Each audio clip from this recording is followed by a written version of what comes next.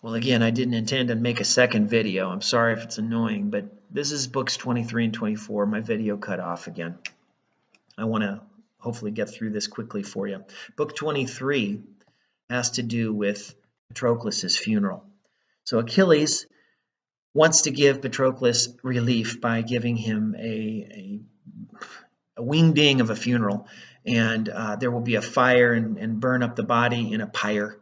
And this is important because Achilles is going to give Agamemnon the task of lighting the fire. Now, it doesn't light it first, but he gets help from Iris and the winds, and then the fire won't stop, and they have to quench it with wine in the morning. And then the games begin, which is just an interesting cultural phenomenon that there are these funeral games for Patroclus. You have all the different games. You have chariot racing and basically shot put and javelin throw and races, foot races. All these different things are happening at the funeral. And Agamemnon is restored. He wins the javelin contest by default because the others don't want to go against him. Book 24, Hector returns home. And what you need to know is that, Achilles still can't sleep. Even though he's had this relief, Patroclus has been put to rest, he can't sleep. He keeps dragging Hector's body around to somehow make up for Patroclus's loss. But he can't, and interestingly, the body doesn't decay. It's being protected by the gods supernaturally. And finally, Apollo, who has always been on the Trojan side, he shames the other gods, saying this is not okay for Achilles to do what he's doing to Hector's body. And he gets the gods to relent. Finally, Thetis, Achilles' mother, asks Achilles to stop, and he finally gives in. Now, Priam gets the message from Iris, the messenger of the gods, that Achilles will relent. He will give in and give Hector's body back to his family. So Priam decides he's going to go get the body. How is he going to do this? He's going to go behind enemy lines. Of course, the Greeks are going to kill him, but his bodyguard is Hermes, and Hermes protects him. Even though Hecuba doesn't want him to go, who's his wife, he still goes, and before he goes, he rebukes his other sons who haven't died and calls them pretty boys, just like Paris, who haven't sacrificed their lives. So when Priam gets to the Greek camp, Achilles is moved by the fact that he has risked so much, but he still asserts his authority over this man. He's remembering his friend, his lost friend. But they have an exchange of respect, and then Priam is allowed to stay and sleep in the camp.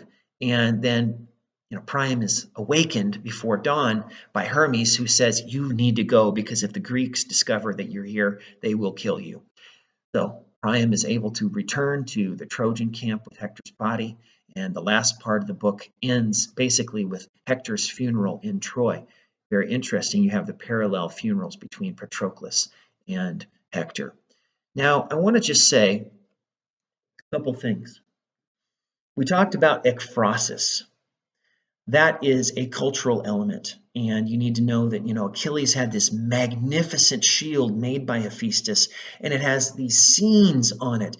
It has daytime scenes and nighttime scenes. It has two cities represented. It has pastures and fields and rivers, and it's almost like one of those Harry Potter paintings that's moving and changing, and that's what I imagine. It's a supernatural shield.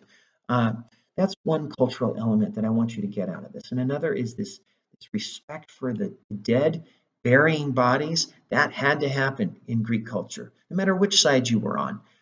Maybe a third thing is these oracles, this idea that if it's predicted, it's going to happen in Greek mythology. And often if you try to avoid something happening, you're going to make it happen.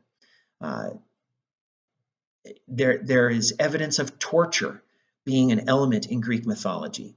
And the torture, we kind of see it with Achilles doing this to Hector's body, even though he's not alive.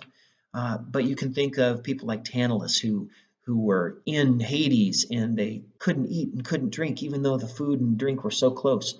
Sisyphus, who some people say that's Odysseus's real father, Sisyphus, or grandfather, and he pushed the stone up the hill and then it would roll back on him every day. Or Prometheus, who he had his liver eaten out by an eagle, I think, vulture, whatever, every day, and then it grew back, and so he went through that same process of torture. And the reason for this is that's what happens when you challenge the gods. So there's a little bit of a parallel here.